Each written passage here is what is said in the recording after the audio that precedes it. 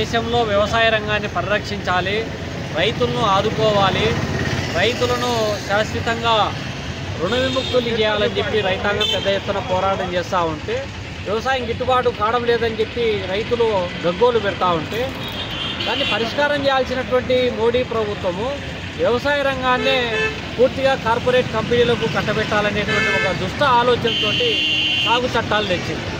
సాగు చట్టాలకు వ్యతిరేకంగా ఢిల్లీ కేంద్రంగా చేసుకొని 365 రోజుల పాటు ఏడాది కాలంగా చేసినటువంటి పోరాటాల ఫలితంగా సాగు చట్టాలను తాత్కాలికంగా రద్దు చేసి తిరిగి మళ్ళా national policy framework and agriculture marketing పేరుతో కొత్త స్కీమును తీసుకొని వచ్చి తిరిగి మళ్ళా వ్యవసాయాన్ని పూర్తిగా ఇవాళ కార్పొరేట్ కంపెనీలకు కట్టబెట్టాలనేటువంటి ఆలోచన చేస్తున్నటువంటి నేపథ్యంలో ఇవాళ పంజాబ్ రైతులు కావచ్చు, హర్యానా రైతులు కావచ్చు, దేశవ్యాప్తంగా ఉన్నటువంటి రైతాంగం మళ్ళీ ఢిల్లీ సరిహద్దుల్లో పోయి పోరాటం చేయడానికి ప్రయత్నం చేస్తే చెంబు సరిహద్దుల్లోనే రైతులను ఆపేసి వాళ్ళ మీద అక్రమ కేసులు పెట్టి జైల్లో పెట్టి నిర్బంధిస్తూ ఉంది.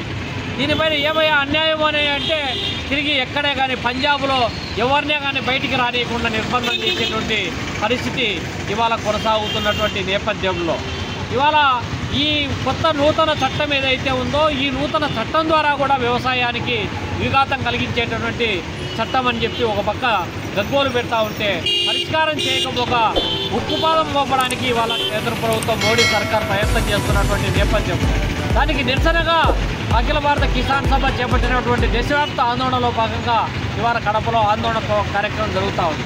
ఇప్పటికైనా ప్రభుత్వం రైతులపై పెట్టినటువంటి అక్రమ కేసులు ఎత్తేయాలి, నిర్బంధాలను ఉపసంహరించుకోవాలి, వాళ్ళ ఏదైతే రైతులకు పెను విఘాతం కలిగించేటువంటి చట్టాన్ని ఉపసంహరించుకోవాలి, రైతులకు కనీస మద్దతు ధరకు చట్టబద్ధత కల్పించాలి, అట్టే డాక్టర్ స్వామినాథన్ కమిటీ సిఫారసులు అమలు చేయాలి, రుణ విమోచన బిల్లు తీసుకురావాలి, ఆరుగాలం కష్టపడి పనిచేసేటటువంటి రైతు 60 ఏళ్ల తర్వాత కూడా కనీసం అతనికి పెన్షన్ ఇచ్చేటటువంటి 10,000 రూపాయలు పెన్షన్ ఇచ్చి ఆదుకోవాల్సినటువంటి బాధ్యత పాలక ప్రభుత్వాలపైన ఉంది.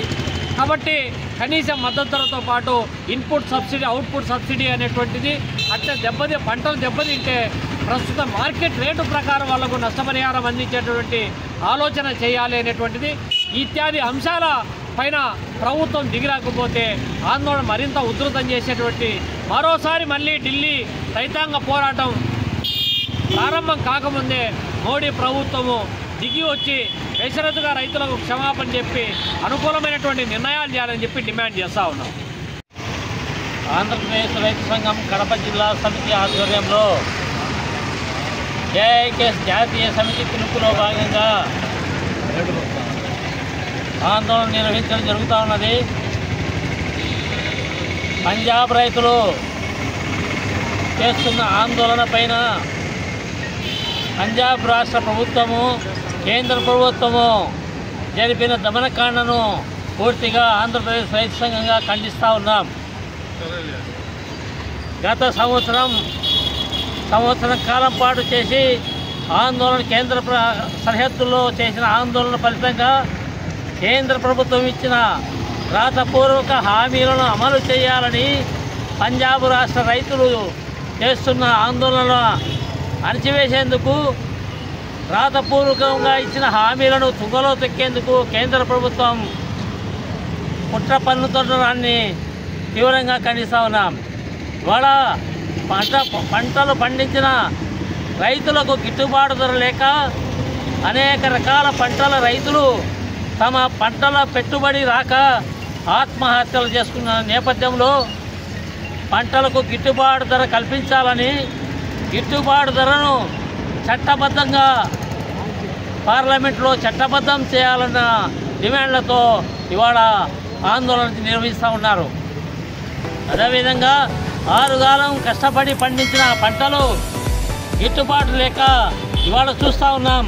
మిర్చి రైతులు కానీ, శనగ రైతులు కానీ, జొన్న రైతులు కానీ అనేక రకాల పంటల రైతులు అందరూ కూడా పెట్టిన పెట్టుబడులు రాక తీవ్రంగా ఇబ్బందులు పడుతున్న నేపథ్యం. మరి పండించి పంటలకు గిట్టుబాటు ధర లేకపోవడం ఒక పక్క అయితే, పూర్తిగా ఇవాళ పని చేయలేని దుర్భర స్థితిలో ఉన్న రైతులకు పెన్షన్ ఇవ్వాలని చెప్పేసి 10,000 రూపాయలు పెన్షన్ ఇవ్వాలన్న డిమాండ్ మరి ఇవాళ ప్రభుత్వం దృష్టికి తీసుకురావడం జరుగుతుంది. ఆ రకంగా అయినా రైతులను ఆదుకోవాలని చెప్పేసి ఆంధ్రప్రదేశ్ రైతు సంఘంగా డిమాండ్ చేస్తున్నాం. అలాగే కొత్తగా తెచ్చిన మార్కెటింగ్ చట్టం, మార్కెటింగ్ వ్యవస్థ అది పూర్తిగా రైతాంగానికి ప్రస్తుత మార్కెట్ వ్యవస్థను కుప్పకూల్చి కార్పొరేట్లకు రైతులను తాకట్టు పెట్టే విధంగా ఈ మార్కెట్ విధానాన్ని తీసుకురావడం జరుగుతూ ఉంది. దాన్ని పూర్తిగా ఉపసంహరించుకొని పాత మార్కెట్ విధానాన్ని కొనసాగించాలని ఆంధ్రప్రదేశ్ రైతు సంఘంగా డిమాండ్ చేస్తున్నాం. మరి ఇవన్నీ కూడా ప్రభుత్వం పరిష్కరించకపోతే ఆంధ్రప్రదేశ్ రైతు సంఘం తరఫున పెద్ద ఎత్తున ఉద్యమాలు చేస్తామని హెచ్చరిస్తూ ఉన్నాం.